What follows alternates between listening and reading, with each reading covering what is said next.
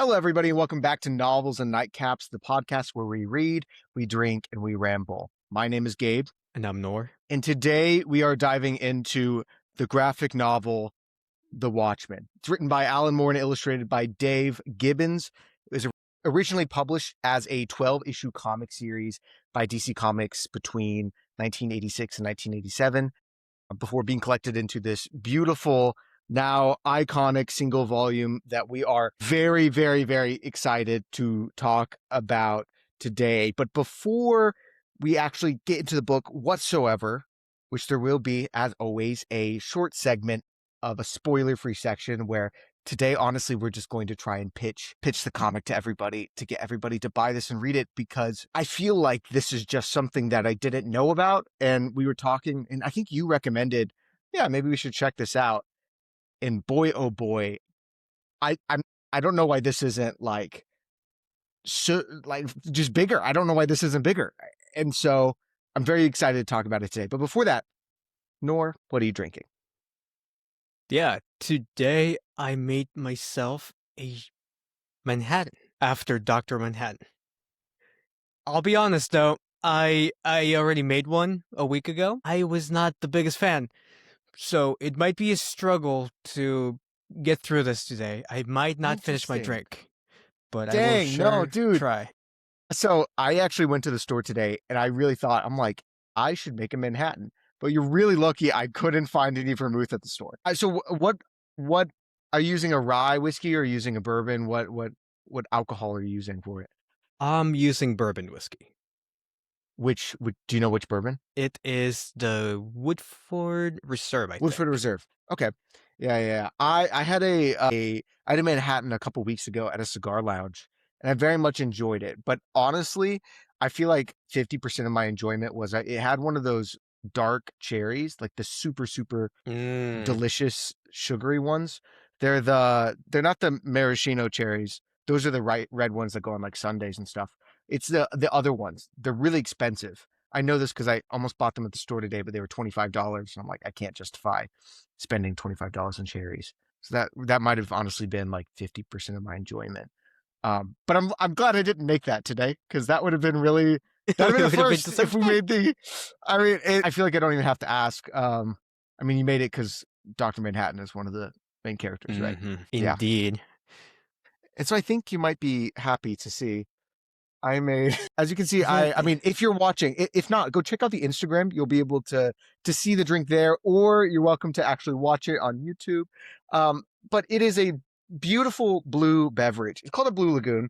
I believe it's more of a tropical sort of drink. Blue curacao, vodka, and I topped it off with Sprite and a little bit of lemon juice. And I did add one of those bright red maraschino cherries somewhere in there. It's in the, I'm not gonna lie, I was so excited about this book. I spent extra $10 just to get edible glitter because I thought it looked cool and it matched the vibe of the character. So yeah, we're splurging, and this book honestly deserves it. It looks beautiful. Yeah, look at that. It looks like Dr. Manhattan. It does look like Dr. Manhattan. So you got his name, I got his color. Let's go. So just a quick overview of the story before we actually dive into some spoiler territory. First of all, we both love this book. We're postponing our ratings for this one because we both gave it a 10 because it's just that good. And I don't think we're gonna really have many problems to talk about unless you do. I didn't really have anything that I was gonna complain about. It was just perfect. I can't think of anything. This is the first episode where we are not doing ratings at all, because this is, I think we both agreed.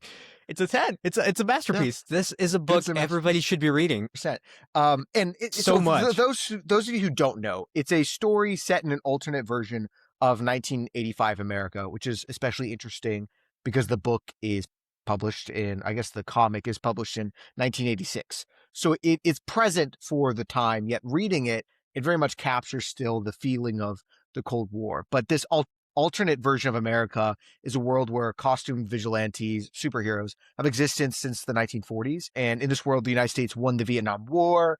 The Cold War has escalated to this terrifying degree where nuclear annihilation seems kind of like on the horizon. Superheroes have been largely outlawed, and most of them have either retired, gone underground, or worked directly with the government. and that's most of our cast. Obviously, are these superheroes that have a really deep past. And so the story kicks off with the murder of a former masked hero, which draws a small handful of retired vigilantes back out of the shadows to kind of investigate this murder. And what unfolds is part murder mystery, part political thriller, part deeply human character philosophical study, asking a lot of big questions about like power, justice, and what it actually means to be a hero. And I yeah, it's a very different story. I mean, I have the Infinity Saga over there, the Marvel Infinity Saga, which I bought like 7 or 8 years ago and read the first issue and put it down. And so this is honestly my first experience with a big volume comic like this. And I feel like I've unlocked a new medium of storytelling. For those who haven't been around with us for a while, we read some of the new Batman series, right? Which was great. It's really good. But this just is it's just different. I don't know. Yeah, I mean, I am almost frustrated that we are reading this already, that we already read this, because Watchmen redefined what it meant, what a graphic novel meant, really. It redefined the genre, it solidified, it legitimized it in a way, because, comic books have this, rep for being whimsical and silly and childish in a way, even though, that's only part of the story.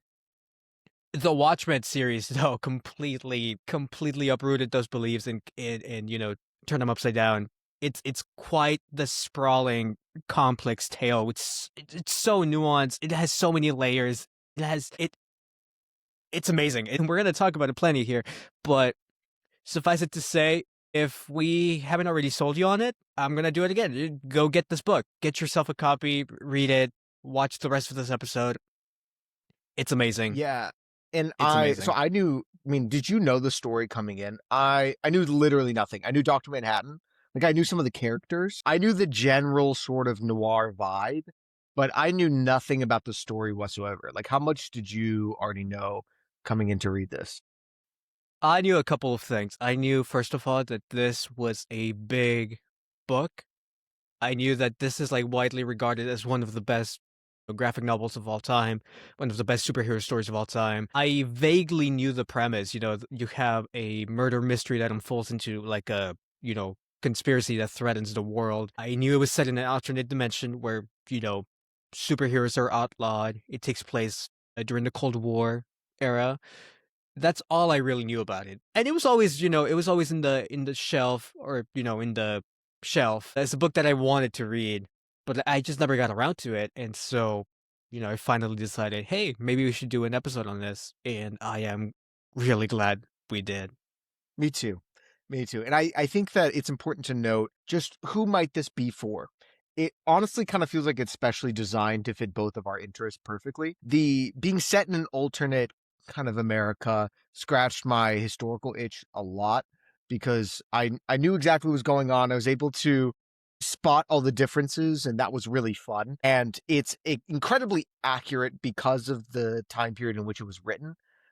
So it's not a modern an individual trying to go back and stitch together what the Cold War felt like. No, this is what the Cold War felt like. This is an expression of that anxiety. So for anybody who likes history, it scratches that itch. For anybody who likes philosophy, oh boy, it scratches that itch. If you're really into, I mean, the psychology obviously is a huge element here with a lot of different characters, with a lot of problems that aren't as it doesn't feel as clear cut as other stories sometimes. It really doesn't hold your hand. You have to really, lock in, I would say. It's a heavy read. It's an intense read, but it's one that I definitely won't ever forget. So I mean, am I missing anything? We have people like philosophy, history, superheroes, obviously, psychology. I mean, am I missing anything here? Detective novels? If you're into mysteries. Although the mystery wasn't super at least for me, the mystery wasn't what was carrying it. It was very simple, but it obviously wasn't the main point. Yeah, I think the mystery is just a way to entice or to, kind of provide a general overview of what it is. Like, yeah, it is technically a mystery in a way, but it's, quite more than that. I think you hit the nail on it though. It's It's a book for a lot of people. It's not by any means an easy read. There's it has a lot of words for a comic book, all things considered. Yeah. It's a very mature comic book or, graphic novel, whatever you want to call it. I think I didn't consider this when I pitched the book to you, but you're right. It does mix both of our interests in a really, you know, it's in a really well played out manner. The history wasn't particularly what grabbed me, although it was quite fascinating.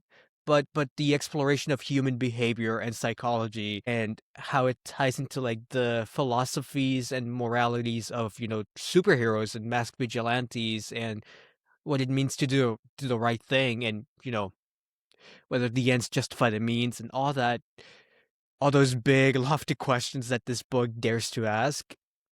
That was so fascinating. I mean, without getting into spoilers quite yet, any scene with Dr. Manhattan was amazing. Like, I was speechless, breathless.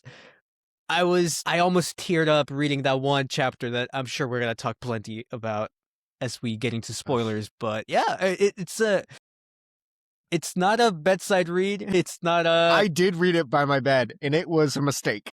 Yeah, that was not the place to read it. It's very mature. I think you're right. Not for kids. Don't give this to a child. There's some really, really graphic, intense imagery that's not it. Quite honestly, it's a book that you kind of sit with for a very long time. You take it slow, take it easy. Read one chapter at night, one chapter every other day if you have to. Really think about each chapter as its own story and as a part of the larger story, which is quite it's executed flawlessly. It's amazing. Yeah, I completely agree. And visually, at least, it is stunning. I think it captures the strengths of a. I don't. What is there a difference between a graphic novel and a comic book? This might be a really brief side tangent. Is there a difference? I'm not entirely sure. Really, I used to know the difference if there was one. I think, in like layman terms, a comic is synonymous with like a movie or analogous to a movie, and a graphic novel would be like analogous to a film. Like if you really like something, you're gonna call it a graphic novel to try to defend it and make it legit. But This is interesting. there might Yeah. be an actual difference that I am not aware of. So I just looked it up on Reddit, and Reddit is the source of all true Yeah, information. right. And according to Reddit user Mini Toast, who clearly knows what he's talking about, they define the graphic novel as the published whole set volume. So exactly what we're reading here, because it's a graphic novel, like it's the full thing. Whereas a comic book is the individual one chapter issue. It's like the actual true definition, which makes a lot of sense. This feels very intuitive and something that should seem obvious given the name graphic novel. But that's I guess I guess I also have always associated comic books with superheroes and like the Walking Dead series, for example. I always considered like a graphic novel because I guess I don't know, it wasn't a superhero. But that's interesting. I never know. There you go. There you go, everybody. The difference between a graphic novel and a comic book. Um, Thank you, Reddit what user. what was it? Yeah, of course. What was I talking? I was talking about the visuals, right?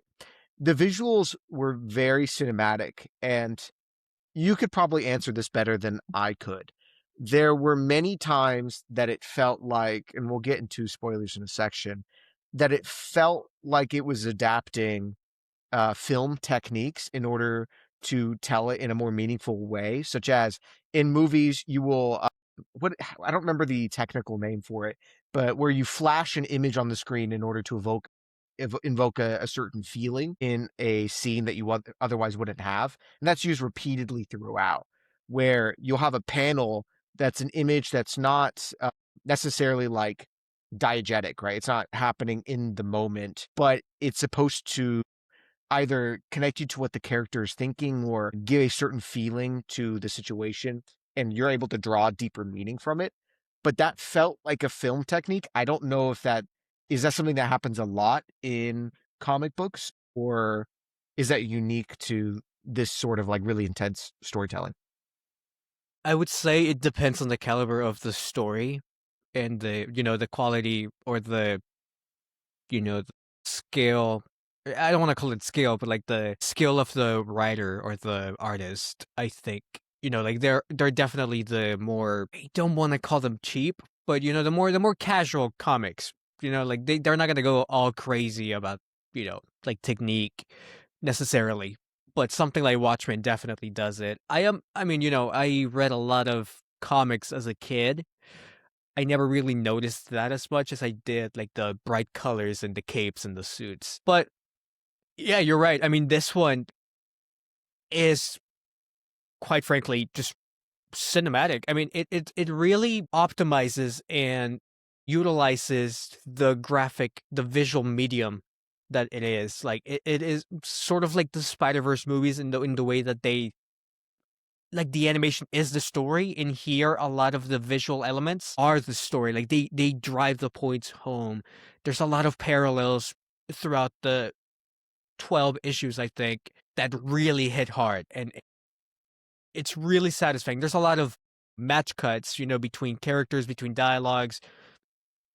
It's fantastic the way it does it. And I think every issue begins with like a very clear picture, and then it sort of zooms out and gives us the larger story, which was always satisfying to, see what the next like focal point of the chapter would be. I think this does it really well.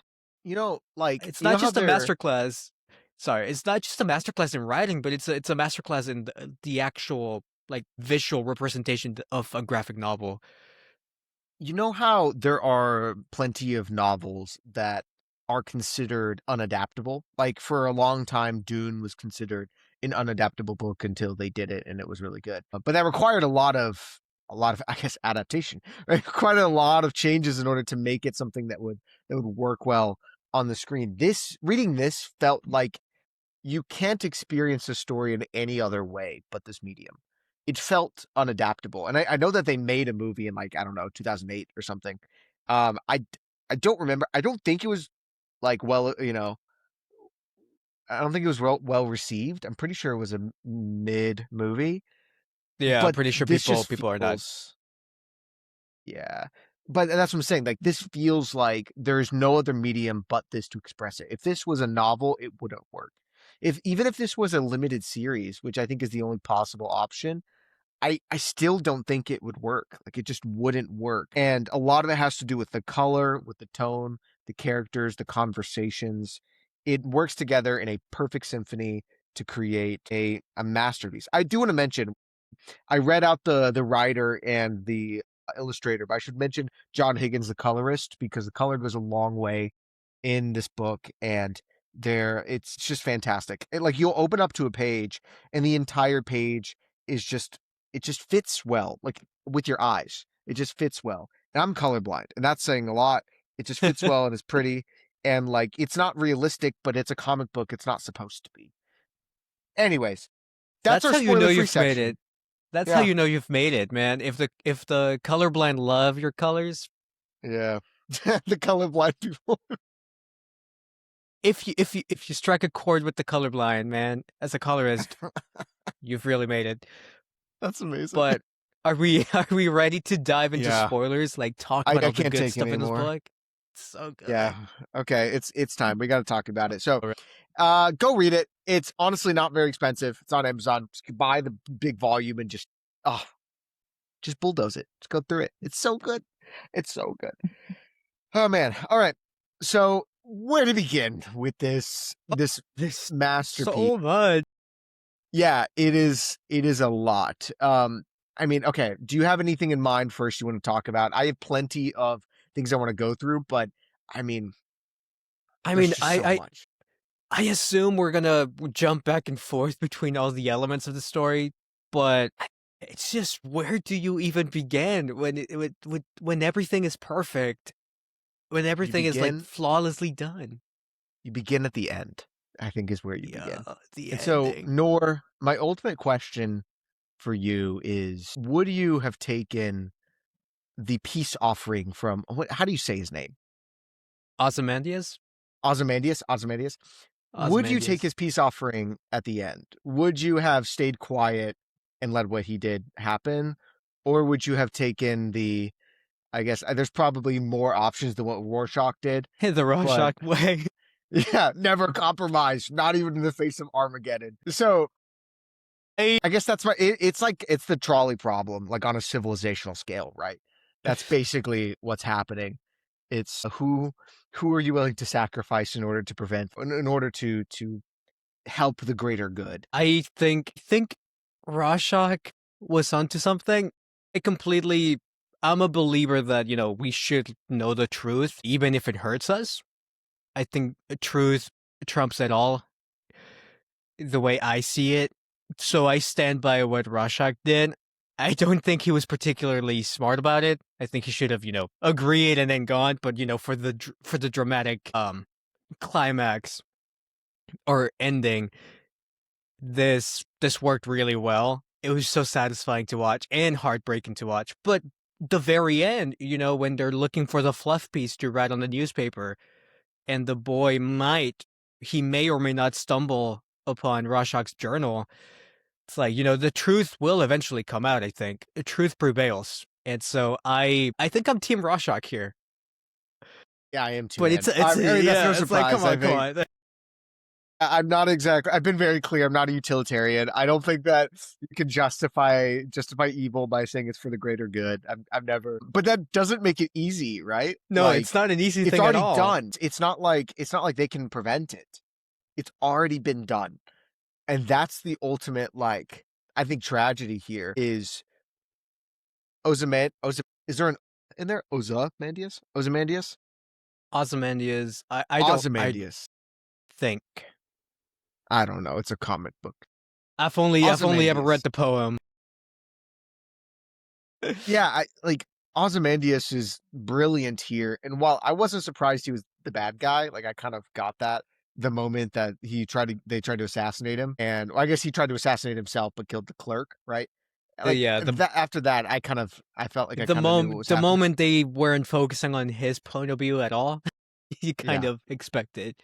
Yeah, but I did not expect the scale of devastation in the lengths at which he went to manufacture an alien invasion is so cool. And oh my gosh, the the satisfaction I felt in seeing that one storyline of the guy reading the comic book that was like the double layer story that's happening on top of the main Mhm. story, and you have like essentially just the New York life, just a bunch of New Yorkers talking.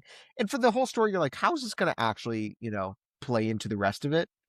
And then they get axed was so satisfying in the most Oh. like devastating sort of way. But yeah, do you think that changes anything at all? The fact that they couldn't stop it? Like, I mean, do you blame any of the superheroes for saying we'll keep this on the down low because of how many lives it saved, but also killed? I don't necessarily blame them. I think I understand because, yeah, I mean, the damage is already done. You are basically undermining the innocent deaths. But I think it's quite bold to have your heroes kind of go against what you would expect them to do. If this was Superman or Batman or even Spider-Man, they wouldn't stand for this. They would be, Team Rorschach in a way. But it was refreshing in the worst way possible to see our heroes not be heroes. Or, I mean, yeah, they think they're doing the right thing, right? And you can argue that they are, but they don't go the route you would expect them to do. It's not like this grandiose act of bravery and courage. It's just accepting that this is what it is. And, they got to stay quiet. They're giving up, essentially. The villain won. I I love the contradictions that were built into these characters because obviously the ones that ultimately give in, right, are the ones that seem the most hero-like throughout the story. Like they save a bunch of people from the fire. They're the most well-reasoned, sane individuals for the most part. I guess Dr. Manhattan's kind of questionable in that end. He's I guess the ultimate reasonable individual to the nth degree.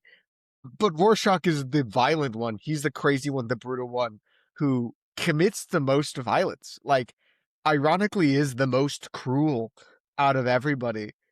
yet he clearly has some twisted sense of right and wrong to an extent.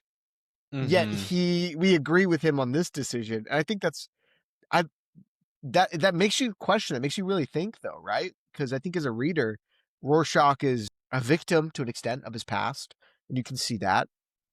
But he's also kind of a horrible person. Like he's likable, he's interesting, but he's not good. He's not really like good. He's fighting for the side of justice, but also he has no problem being very cruel to criminals. Like he definitely abuses his power to a level. Yeah, he's the one who ultimately makes a stand. I don't know. It was just very complicated and very messy and very gritty. It left And me that's exhausted. that's that's honestly what makes this such a great read. It's you can't just pinpoint like these are the good guys and these are the bad guys. No, these are messy individuals. They are so contradictory in a way that feels real and authentic. We as human beings are quite contradictory. So it's very refreshing to see this. And it is quite telling that by the end of the book, like you and I both resonate more with Rorschach, who is very clearly, this more violent or outwardly violent character that we would normally not relate with.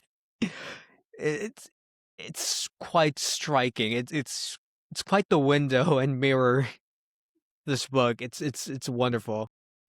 And so, as a little bit of like historical context, I did a little bit of research into this, and the author is to an extent obviously deconstructing the superhero myth, and this is a pretty direct response to like Reagan era American exceptionalism. So this idea that Americans are the reason we're going to win the Cold War is because we're just better than everybody, right? Like we are just exceptional as Americans. Why can we do it? Because we're America.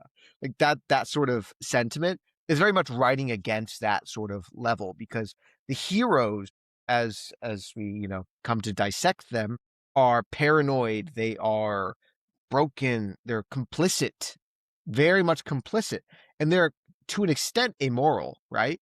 They are pragmatic, and so I guess I definitely wanted to talk about like is the ultimate conclusion of this book that heroism is like impossible, that it can't actually be done, or is it more so just about how power kind of corrupts heroism, how circumstances can change what heroism means? Obviously he's not saying an answer here, right? This is more of a asking a question and then showing how it devolves essentially and allowing the reader to kind of come to their own conclusions. But judging by the just the book alone, did you come to any conclusion? Like, I mean, truth excels. I agree with you.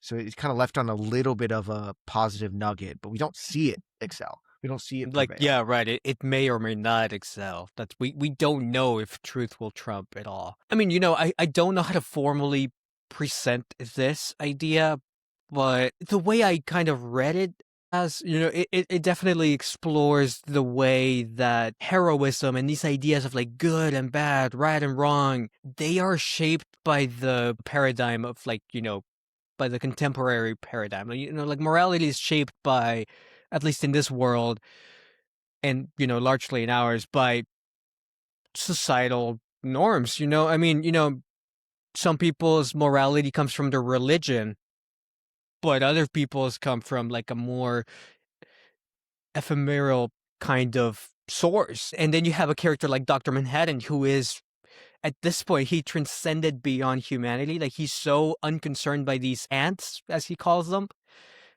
that he is immoral, but not because he's necessarily like doing bad stuff. He's just so disengaged, detached from this, like these human, things, these human affairs. And so I think a lot of what this book is trying to say in a way is, morality is sort of defined by our time and by the era that we live in, which in this case, is the Cold War era. And I believe Nixon is the president here, right? Yeah, yeah. Which is crazy. Yeah, I don't think he's supposed to be the president anymore, He but shouldn't he be. is. They like so I watched I haven't finished it yet, but I started watching the TV show and I thought it was really interesting because they basically replaced Reagan to an extent with Robert Redford, the other actor. Like another really I I'm not fully I don't like they mentioned Redford in this, which I think is really Hmm. funny. Because they definitely because I mean this is written during Reagan's time, so they're like, ah, like another Another actor. actor. Yeah, which I thought was interesting. But man, I there was just so much here, and there's so many different angles. So each chapter, right, for those who I guess who haven't read it, who have stuck around, each chapter really focuses on a single character for the most part, and goes through their backstory and really just honestly just unravels them as a person until you get into the later sections, and then it's mostly like the actual plot and character interactions and stuff. But did any of these character backstories really stand out to you as particularly okay? Yeah, you're showing Doctor Manhattan right now. Is that what's yeah? Yes. Okay, Chapter let's talk a 5. little bit about Doctor Manhattan. Let's talk a little bit about his backstory. What do you think?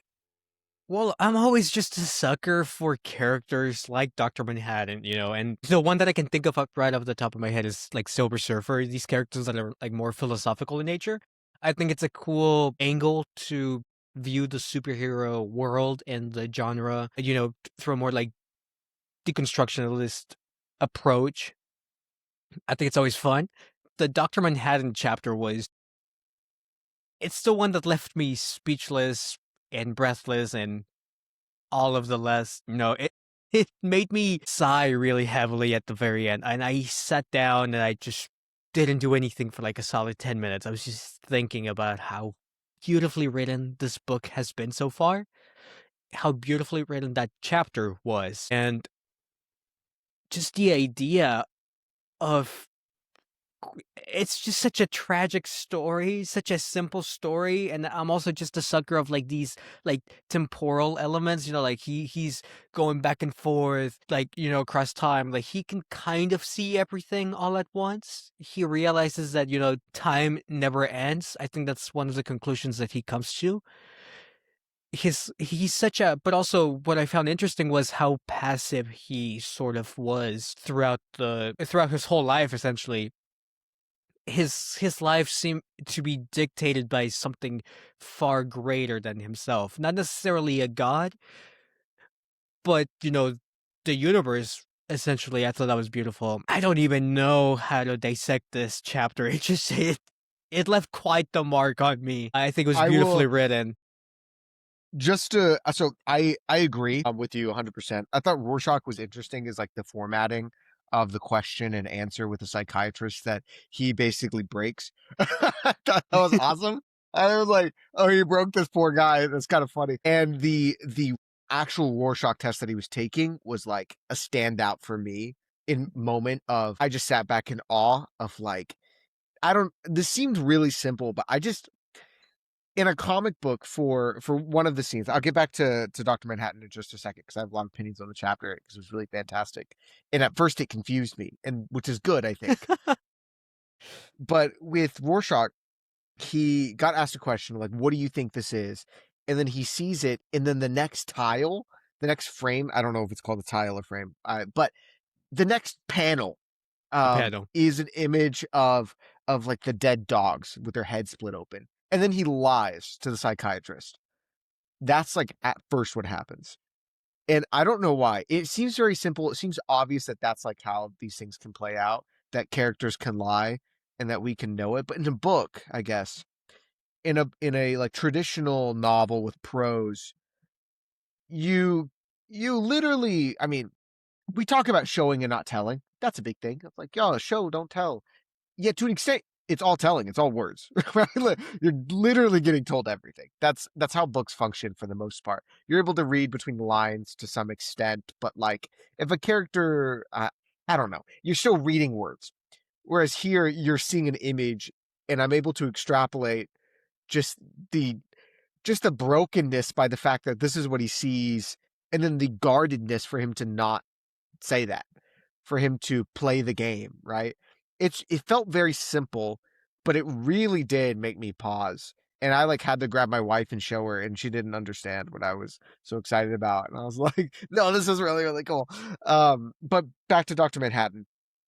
At first I was super confused on what was going on. I was like, you like the panels, it was just really it was really confusing. And I'm like, what is happening? Why do I keep seeing the same panel over and over again? And then it hit, and I was like, whoa. And it was really cool. And You I was really in transcended. it. I transcended. It was I like just the ability, and this is one of the things where I say it's unadaptable. I don't think there's a possible way on a like on screen on a film. Maybe you could do it with prose, but even that I think it'd be a lot more confusing, like in a book. But how do you convey that all of this is happening at one time for Dr. Manhattan? Like at the same time? How do you convey that except for just this like a single panel and a repeating a certain line? It just it's so efficient.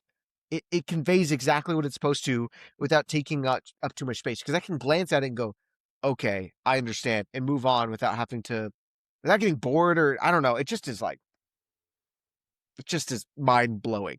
It is mind blowing. It's just graphic novels are like the best of both worlds. You know, it has the elegance and detail of like prose in a novel, while at the same time it can hit you right away with like quick bursts, sort of like a motion picture, you know, like a movie. And so you have two completely different toolkits combined into one medium, and this is why comics, graphic novels can be so amazing. They are on par with these other mediums. It's just we don't normally see that as, you know, it's a society. We still sort of dismiss comics as, you know, more childish, more, you know, bright and colorful, whimsical stories. But I mean, to be fair, this is like the golden age of comics.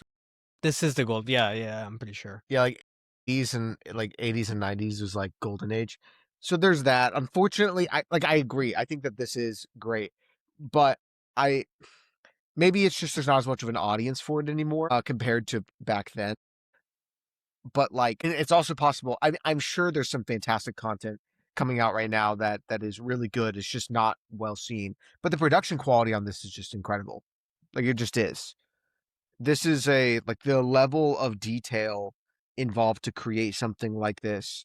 Like the writing, I guess if you're just a really good writer, you could do. The coloring, I guess if you're just a really good, you know, colorist, you could do. The illustrating, I guess if you're just a really good, but getting that all together to manufacture perfection like this, I mean, it requires some infrastructure. It requires some training, some experience, and an audience. And I want to see more like this. I want to see more like this. And I mean, of course, anybody watching it, if you know any other fantastic comics, let us know. Something in the Please vein let of us this, know. or I would love to experience something, you know, just like this or different also. I mean, I do have the Infinity Saga we could read because I haven't read it yet. I do have that behind me, but this just was very intense. What did you think about the later conversation between what's her name? Silk, is it Silk Spectre? Silk Spectre, yeah. Silk Spectre and Doctor Manhattan, where they're on is it Mars at the time? It's either the moon or Hmm. Mars, one of the two. Yeah, they're I on think it's Mars. Mars. Yeah, they're on Mars, and they're I guess debating, quote unquote, debating the fate of humanity. Well, Doctor Manhattan is also like, but it's already been determined because he, it's very deterministic view of the world, as in everything is inevitable because everything that has been done is done, everything that will be done is done because it's all happening kind of at the same time for him. Yet he feels like it feels like he makes a choice that counteracts that, but at the same time, it doesn't. It Right, can't. that's the thing, because he thinks he has made up the choice not to help, and he's pretty confident that he already made that choice. Yet he does say, like, I am killing someone in the future, right, which is Rorschach. Yep. And then at some point during the conversation at the very edge, or, you know, Dr. Manhattan's finally convinced. He's like, you know what, I changed my mind. I'm gonna go help you guys. But that was already predetermined because he had already foreseen himself killing Rorschach, right? Which is, you know, I so complicated. So there's so many layers to this. I don't even know what to think. It was quite fascinating to read that, I think.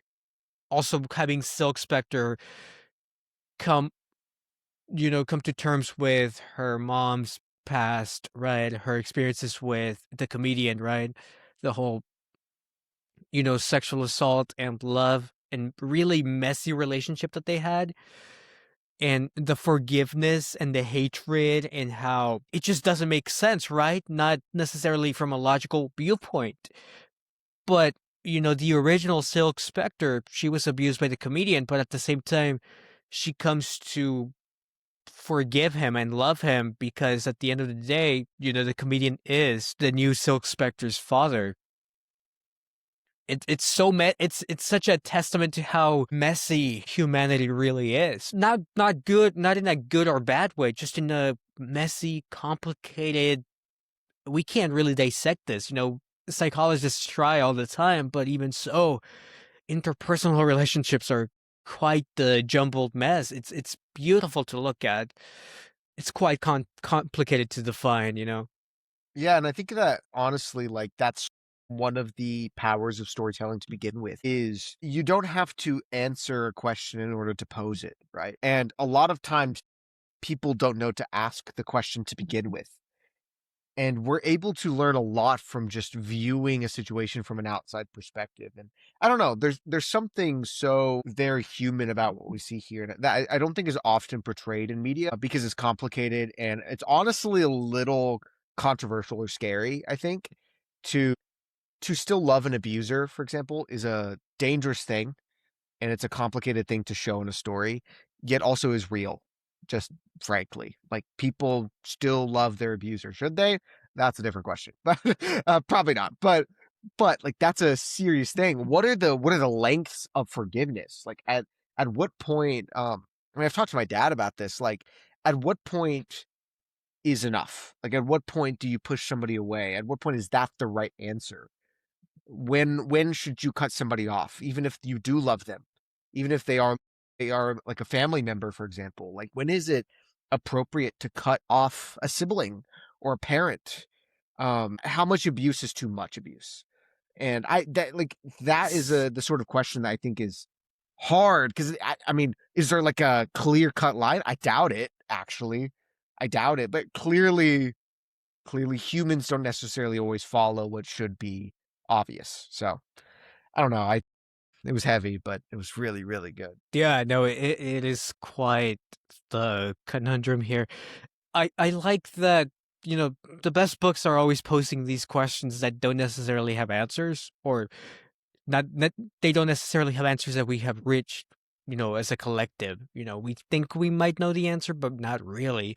Ultimately, it's up to, us as individuals to make those choices, to pick a lane, or maybe accept the fact that there might not necessarily be a lane. It might be circumstantial. It might depend on so many things that we can't even fathom. And like you're right, when you hear on the news about sexual abuse and all those things, very controversial topics. We are inclined to think there are some clear cut answers. Like, oh, you shouldn't really love your abuser, right? But at the end of the day, I mean, it's very messy, very complicated, and that's just one of the questions that doesn't have an answer that this book poses. There's so many more, and that's what makes this book such a great piece of art. It's just Yeah. there's so much here to dig through. It appeals to a lot of people that might not even be driven to like read a superhero book, and this transcends the superhero genre. It's just a classic, really. It's really good. I know we're I mean, kind of yeah, glazing it, but it kind of I don't deserves it. care. It I don't deserves it. care. It's Yeah, so good. I really don't care. It's amazing. Yeah, and I mean, I think you're right. It has something to say at every level, right? So, like at the top, at the political level, at the power level, at the high end, or I guess even higher than that is obviously Doctor Manhattan and determinism, right? I'm saying everything is predestined. There's the highest level. He sees all of time, and then below that is this whole thing of accountability and power, of and democracy, I guess. But so one thing that's really big, not to bore you too much, one thing that's big in the historical field is trying to suggest that not everything is inevitable. That the way things are now is a very fragile collection of decisions made by people in certain contexts. That it's not as if we were bound to end up here. It's trying to preach against, honestly, this sort of determinism. But I thought that was handled really, like, it was just really interesting. I don't know. I really, really, really dug that. I mean, because I do a lot of reading trying to suggest that every choice is intentional, but at the end of the day, if everything is actually predestined, then you can just say, well, I mean, yeah, it's Well, but a series just of going with, decisions, but it's like, is it really my fault? yeah, you didn't really. Oh, but at the same time, yeah, I mean, yeah, I mean, you really have no accountability if everything is predetermined. There's Yeah, no you such lose thing. your agency, you lose your responsibility. You kind of, yeah, no, it's it's I've a never very thought about that. interesting question. One of the like my favorite scenes is essentially at the end. After Ozymandias does what he does, and after the heroes accept it, as what it is, and after Rorschach dies, I think it's right before Rorschach dies. No, it's right after Rorschach dies. He goes back. Dr. Manhattan goes back to Ozymandias, and Ozymandias wants sort of reassurance that he did the right thing. And he says, in the end, like, I did the right thing, right? Like, this is the end. And Dr. Manhattan says, in the end, there is no such thing, like, things never really end. And I think that's a really profound kind of conclusion. And just in my personal life, I've been thinking a lot about balance, on a very lesser scale. The balance between like work and leisure, that's what I've been struggling with personally. But really, balance, the question of balance kind of ripples and extends beyond, such a human little problem that I have into like the whole of humankind. I don't necessarily, it's not necessarily a question of determinism, but it's more of like balance. There are times of war, there are times of peace. We kind of oscillate between the two. We're walking a fine line that we think is very clearly defined. Like we think, oh, this is the way we should be. And we think that one thing is going to solve it all. But humans have a tendency of like, kind of going back and forth between times of peace, time of war, etc. And I thought that was very interesting. It's like, yeah, what Ozymandias did seemingly united the world, right?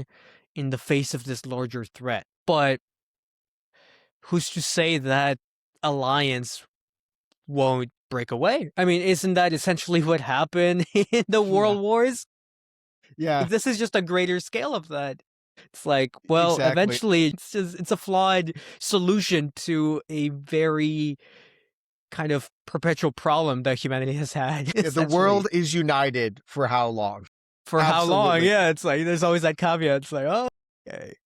Yeah, I think that I mean, I think what you're saying very much ties into this like thing that we were talking about earlier about more writing against American exceptionalism, because Americans have this idea that like the world is America and forget that there was before America and there will be after Be America. after America, right? Yeah, but that's a scary thought. Like, if it's a scary thought. People in general, not just Americans, but people in general, struggle with thinking of the after them, just after them. And I like before that. them. I don't know. Yeah, and on an individual level, there's this tendency. I'm blanking on the name right now, but it's this tendency to see our current self as our finalized version. Like, oh, this is who we are, and this is who we are gonna be from now on. Like, oh yeah, we've changed, but this is who we are now. It's like, no, a week from now we're gonna be completely different. A month from now, even more.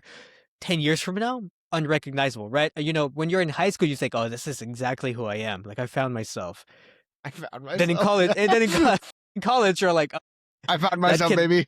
that kid was an idiot, but I got it now. And then post college, you're like, oh, and I like don't 10 have years it from now, I'm figured gonna, out. yeah, 10 years from today, I'm gonna look at myself and be like, oh, what was this kid doing? And when I'm 60 or 70 or whatever, and I think that also extends to the greater society and to the greater, humanity as a whole. And it's That's just really good. fascinating. So We're you're telling me my afraid. penultimate self is whenever I'm like hopefully in my late 80s, my deathbed, like Maybe, I you am. know. This is me. I did it. Oh my gosh, that's a scary thought. Thanks, Nor. Yeah, I mean, but it goes back to what you were saying, like Americans think that Yeah, America is it. Like, oh, yeah, America, we're forever. yeah. And then Alpha you and read all these Omega. you read all these sci-fi books or all these like stories told in the future, and America is the thing of the past. And well, it will be a thing of the past eventually, I'm sure, The Greeks thought they were the thing, Yeah. the To ancient be Greeks, fair, and the they're not. Greeks are kind of the thing. I mean, Yeah, yeah, yeah, we yeah, yeah. basically, But yeah. To be then fair, to again, be like fair. relatively speaking, in the Yes, history of 100%. mankind, it's like, Yeah, exactly. which Oh is my gosh, a scary, scary thought. But this that's book a horrible handles it thought. also really, really well. It's a very Yeah, existential book. it is. I mean, like, Dr. Manhattan's just like disassociation, I thought was really interesting as a whole because obviously disassociation is I mean, as you well know, coming from the psychology field, like disassociation is a trauma response on one end, right? But for him, it's more like depersonalization as a whole. It's like a permanent disassociation that comes back for glimmers. You like, I don't care about humanity, but I care about you, Silk Spectre. I care about you. That's that's it. Like, I thought that was such a Like his fascinating. I mean, I can see how troubling it would be to be in a relationship with him. While on one end, I think Silk Spectre is like super. I mean, at times kind of annoying, but I get it. Like, I think I'd be just as annoying. I mean, I don't know how do you deal with that? How do you have a conversation with it's even less it's like worse than a brick wall. It's I don't know how to explain it. It's like a brick wall who knows everything and it's a just very doesn't care. frustrating place to be in. And that reminds me, like, if there is one flaw, or not necessarily one flaw, but one thing that sets this book, or that might want to set this book down, is Silk Spectre as a character. I think in a lot of ways she still kind of is only there to propel the other characters forward. But even so, it's still done. It's done in a way that pushes the narrative forward as well. So I think I can overlook that little. Not necessarily. It's not a problem. I wouldn't call it a problem, but it's maybe like a feature of its time in a way.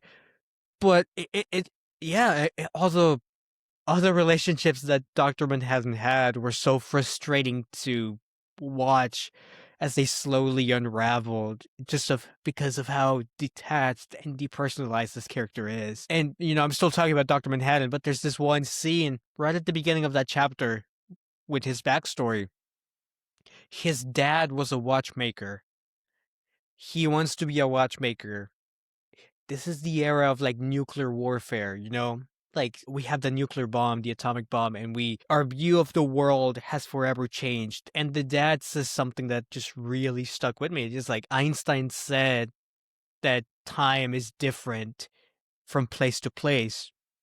So this profession of mine is a thing of the past. Even something as simple and as seemingly universal to us as time, just completely out the window. It's like, who knows what else awaits for us that will shake our foundations of the world as we continue to advance forward into the future. I thought, that really hit me, and how it changed the course of this character's life. But in a way that the notion of Einstein's theory of relativity also changes the course of humankind, It's just this novel does it so well. This graphic novel does it so well, in that it tackles such broad themes through very personal experiences, and it just does it flawlessly, like just Yeah. flawlessly. I I constantly was thinking about this is a common thread of superheroes, right? Like superheroes never have a happy backstory. That's just kind of a rule. Like they always come from a really traumatic background. Yet I felt particularly with Watchmen that was kind of on full display of how trauma is sort of like this engine of heroism to an extent. Because pretty much every character is defined by the wounds of their past, and that pretty directly shapes how they are a hero. And I mean, the comedian, for example, with his like nihilism, with Rorschach, with his brutality, his violence. coming from his literally abusive. Oh my gosh, that his backstory, his backstory was rough. His backstory is heartbreaking. All of them are, but yeah, his is They all are. incredibly I heartbreaking. particularly was reading that I went, that's so rough. Oh man, but it just, I don't know. I feel like we need to talk about the comedian because to some extent he seems like a villain, right? Throughout this whole thing. Yet he's also the first murder that we're trying to solve. Yet, I mean, like, he's extremely nihilistic, but almost as a grief response because he saw the joke that humanity, I mean, he called it a joke. That's why he's the comedian, that humanity is doomed, that it's self-destructive, that, I mean, because in Vietnam, for example, like, oh my gosh, that set the tone, I think, quick. Like that was, That happens honestly, really early on. yeah, right? the The first moment, issue. yeah, the moment when the comedian shoots the Vietnamese woman who he impregnated, that's the moment I think the tone gets set. And I think it probably gets worse than that throughout the book. Like there's some darker moments, but that immediately told me the type of story that we're reading. Yet obviously he's broken. That's very clear. It's abundantly clear that the comedian is broken. And it's just as like every superhero here is tragic. I don't know. It just felt really interesting because what separates like a hero from a villain is it's such a small something. Like I don't really know what the separation actually is, especially in this context. I mean, okay, perfect explanation. That fight that happens on the streets of New York at the end of the story, right before they all die, right before all of the citizens die in New York, or like I don't know, half of them or whatever, where like if correct me if I interpreted this incorrectly, but you have the two lesbian women fighting, and I guess one of them is beating up the other. Then another guy joins to like break up the fight, but then a person sees him join and is like, "Hey, stop fighting," and it just escalates as like people see each other as villains to an extent because it didn't seem like they were all trying to separate the initial couple. From what I read and understood, it was like, oh, that guy's fighting that woman. Let me stop that. Oh, there's a fight going on. Let me like. It just continued to escalate further as Yeah, I mean, this. It's almost like the separation between hero and villain is purely in perception. everybody thinks they're doing the right thing. And I think that's one of the main points of this book as well. Ozymandias would not consider himself a villain. And if you really think about it, or maybe you don't have to really think about it, it's kind of not necessarily obvious, but it's clear that a lot of villains in movies and stories in general don't necessarily, the good ones anyway, don't see themselves as, villains. They're doing the right thing by them. And, in psychology, there's a whole, theory of like unconditional love and unconditional positive regard and all that.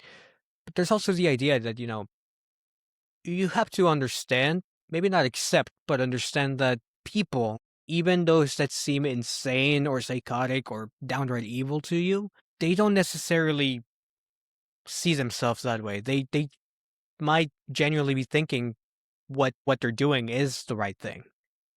Even if the right thing is simply to alleviate like some sort of pain that they're feeling. And so I think that scene perfectly encapsulates that idea, that Watchmen explores, that right and wrong is in a way very individualized. They say that beauty is in the eye of the beholder, but maybe the right thing is in the eye of the beholder. The person doing it, because all these people are trying to stop the person that they perceive as doing the bad thing. And you can also extend that beyond to like the nations of the world, trying to stop each other. They might also, there are other factors in there too, but at least the propaganda or the excuse that they give out, it's like, oh, we are the good guys here. We're doing the right thing. And in a way, they say that history is written by the winners, but it's also in a way a justification for past actions and for the current situation. And I think that is very well explored in this book. Yeah, I completely agree. I'm getting exhausted. This is so good, but the conversation is so just it's such an intense book. And like, I So mean, we've good. only really scratched the surface of it, but I mean, I think what you said is great, right? Like I mean, I completely agree. history is not only written by the victors, but it is written to justify the victors. It's like, It's a yeah, justification, right? yeah, and obviously there are exceptions to that, but on the whole, yes, Yeah. yeah, you are completely right. People do not want to see themselves as the bad guy. I mean, like, just as a, I mean, like, yeah, I think you're completely right. The main villain guy, Ozymandias, oh, Yeah, bad Ozymandias, guy, I think. Yeah. the smartest man alive, commits this atrocious act. And I will say though that we Ozymandias. know it's wrong. Like everybody was uniting to try and stop him, so we know that the act is wrong. But it's once it's done that the conversation kind of switches up to an extent. It's once the deed is already done that you're left to pick up the pieces, and the context changes and the situation changes, and it's about the ripple, right? The ripple of the action. And I don't know, I think that's fascinating that while the heroes all wanted to stop him, that's undeniable. Like he was the villain. He was absolutely doing the wrong thing because all of the heroes agreed he was doing the wrong thing, but he had already done it. And so I guess I don't know. I That has to change the situation because it's a change of circumstances that causes them to alter their opinion on the situation. It's the fact that the deed is done and they're left with the broken pieces. I guess are they? I don't think they're not utilitarian. Like the rest of them are not. They're not fully pragmatic because if they were, they would be like Osmandius. They would be looking and saying, "Oh yes, what you're doing is good. You know, we're going to stop a nuclear war." But that's not the perspective initially. They're trying to save lives, and I guess perhaps the way to save the most lives after it is to not say the truth. But I don't know. It is quite the That's such a heavy question. But I don't know, like, every part of me wants to say, truth prevails, like, never compromise, Not even in the face of Armageddon. Yeah. I think he might be right there, And it really is a good point, like, undeniably, the action up until the moment that it was done is very clearly the wrong action. After it's done, it completely shakes their foundations, they're questioning at this point, is this should we stop him and tell the world what he did, or do we keep it a secret? The people are already dead. The world is seemingly united. For how long? Who knows? It's a really heavy I question. I have a really good thought that I just thought of. I guess that's how thoughts work. But you know how we've been having this determinism conversation with Dr. Manhattan? How interesting is it that Osmandius applies that same deterministic reasoning to the other powers of the world, treating them as if like, Armageddon is inevitable, as if they've already made those decisions and that's how things are going to roll out. And so but he, for some reason, is capable of such agency. He's the only one who can stop it. It's not like Russia and the United States would come to some sort of agreement to prevent complete and utter destruction of all parties, which is like that's a common argument for nuclear deterrence and why like it is just literally unfathomable that we would go to nuclear war with another nuclear power because it would mean destruction for all parties. There is no positive benefit from it. There's no winning. There's no winning nuclear war. So that's one of the like common suggestions for why the world will not be destroyed by nukes is because it serves nobody. You can't rule over your empire if you're dead. If there's no empire to rule over. And yet you have Asmodeus who has this sort of deterministic reasoning for how things are going to play out and abandons their ability to have agency. It applies his own. I just thought that was interesting because it's kind of like he's Dr. Manhattan, but without the intelligence, without the actual ability to see the future. He reasons things out, he logics Yeah. things out. Yet logic can only take you so far because you're forgetting that your opponents have the same agency that you have. Like Yeah, you no, are and I responding. I think that's the, fatal flaw in his character, and I think it's very intentional, of course. It's ironic that he's the smartest man alive because, yeah, he's neglecting to he's underestimating the rest of the world, essentially. He's quite pragmatic, quite logical. Like you said, logic can only take you so far, and I wonder how much the original poem comes into play, the Percy Shelley poem about Ozymandias, this guy who thought he was the greatest of them all, king of kings, right? And yet, in the poem, we see his, monument kind of buried in the sand, long forgotten, because life moves on. And there's gonna be more great rulers out there, you know.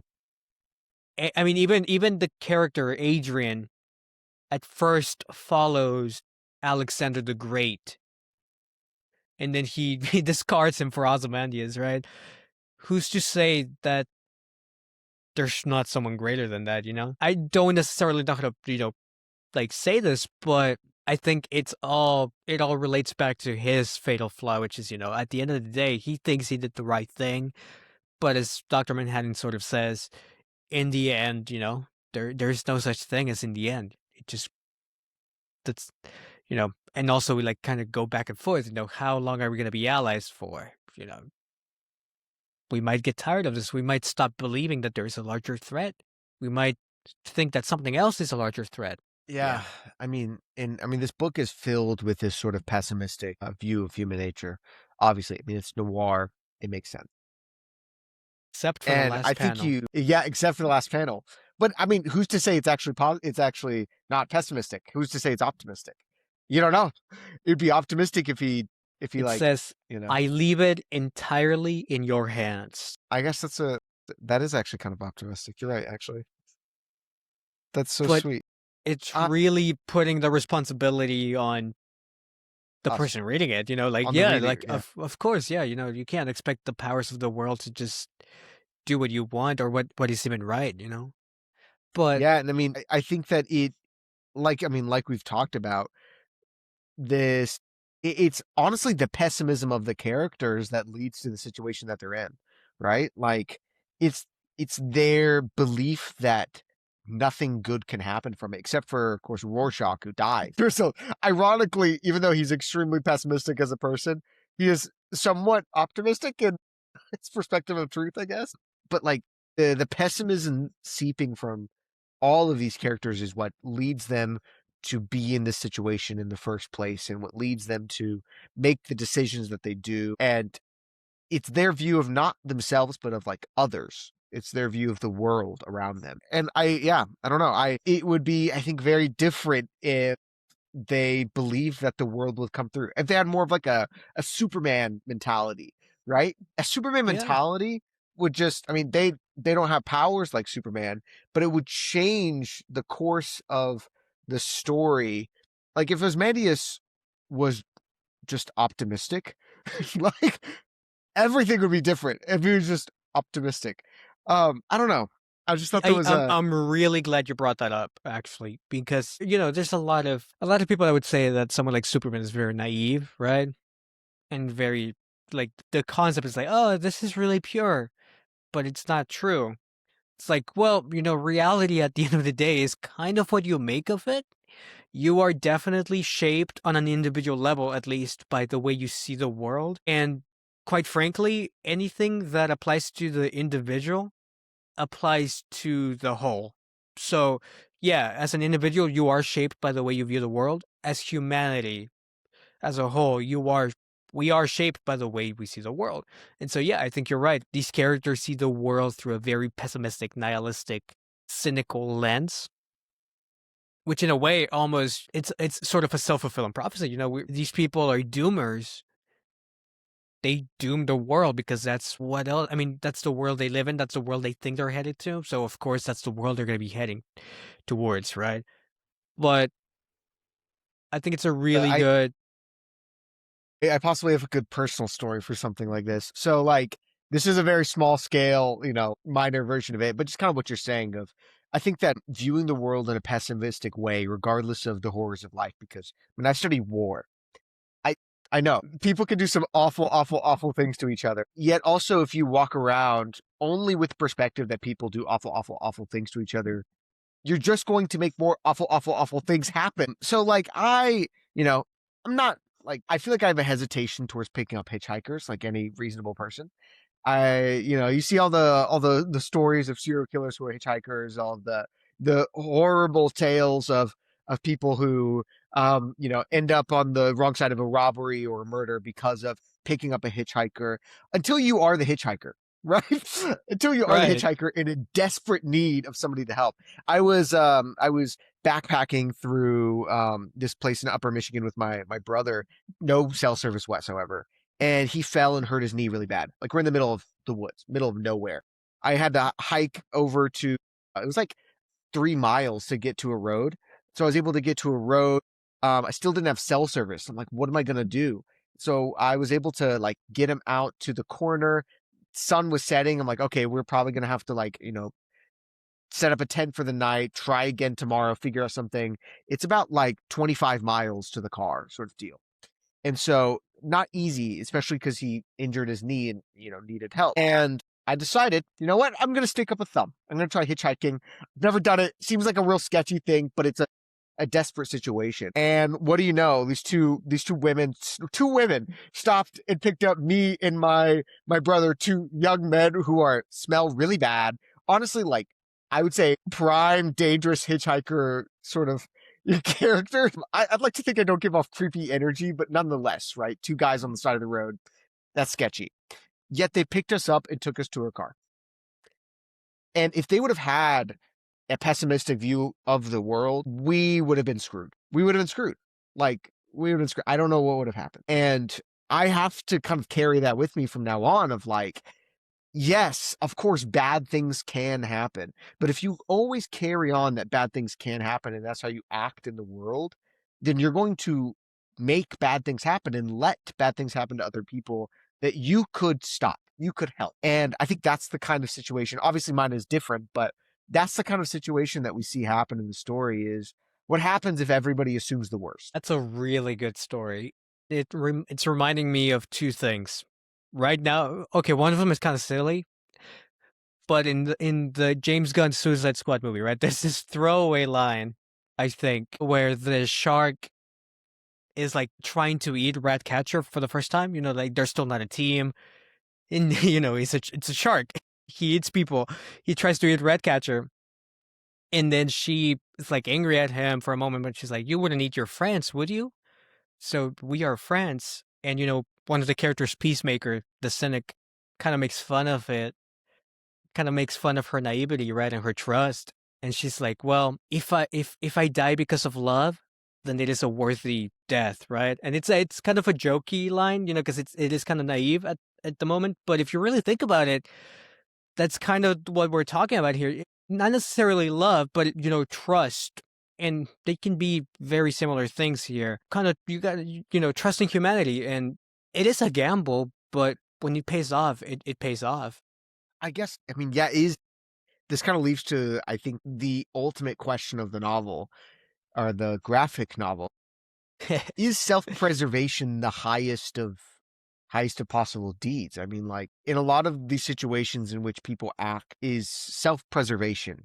It's very cold. It's rejecting the other in favor of the self, which is, definitionally, I guess, selfish, but people don't usually view it as selfish if it's, I guess the possibility of danger or harm. The risk involved in goodness is often overshadowed, I think. But I mean, yeah, I don't know. It's heavy questions. It's a heavy question. Yeah, we could go on for hours with this book. We I'm really sure. could. That's how good this I'm book really, is. I'm really happy we didn't just go chapter by chapter because we would have never gotten to some of the No, later no, stuff. no. This is amazing That's why I really stuff. wanted to start with the end. And we didn't even talk, like, there's just so much. There's way There's too just so much.